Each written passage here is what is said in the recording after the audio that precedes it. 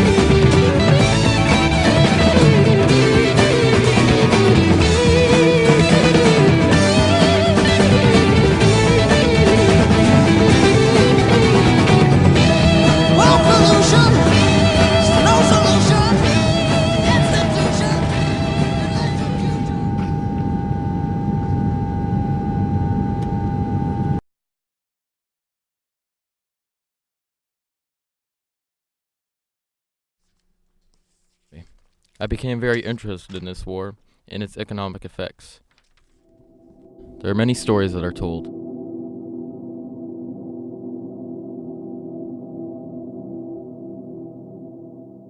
As I obsess over all this, I began to realize that, well, there's just no end to it for me. I can just keep on and on about the research that I've done and draw out all the facts, but today, as I write, I decided to go on a quest to find a way to sum up my days of interest on the Vietnam War.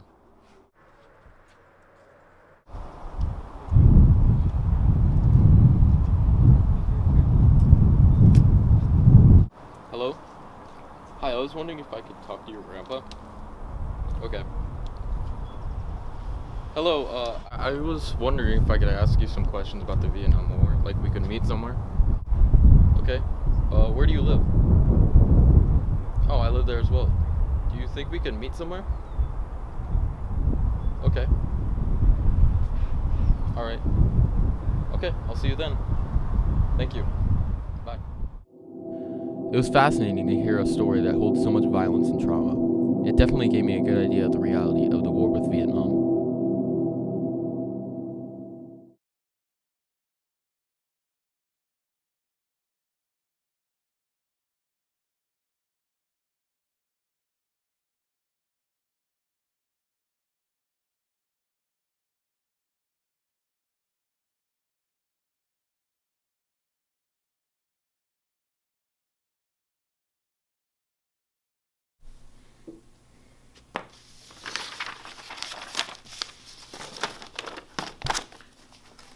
Vietnam was the longest war in American history and the most unpopular American war of the 20th century.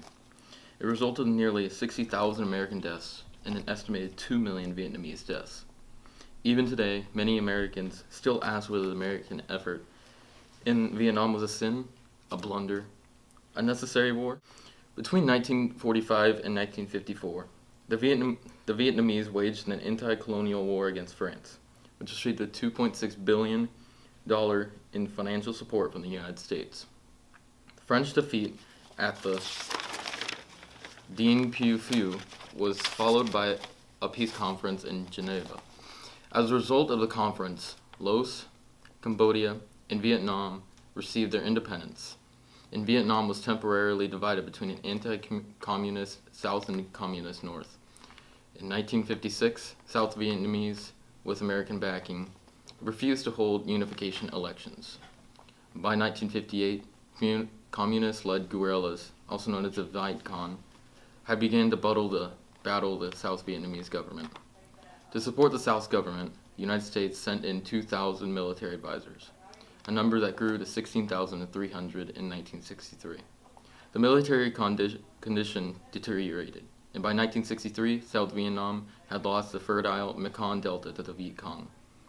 In 1965, President Lyndon Johnson escalated the war, commencing airstrikes on North Vietnam and committing ground forces, which numbered 536,000 in 1968. The 1968 Tet Offensive by the North Vietnamese turned many Americans against the war. The next president, Richard Nixon, advocated Vietnamization, withdrawing American troops and giving South Vietnam greater responsibility fighting the war. In 1970, Nixon attempted to slow the flow of the North Vietnamese soldiers and supplies into South Vietnam by sending American forces to destroy communist supply bases in Cambodia. This act violated the Cambodian neutrality and provoked anti-war protests on the nation's college campuses.